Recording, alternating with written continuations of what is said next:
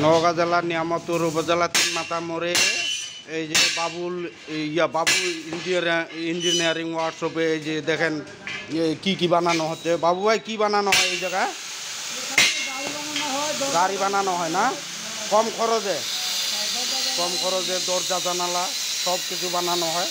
এই যে ফ্রেম দেখেন, এটা একটা নতুন গাড়ি বানানো হচ্ছে। এটা 2-1 দিনে কবে ডেলিভারি দিবেন কবে?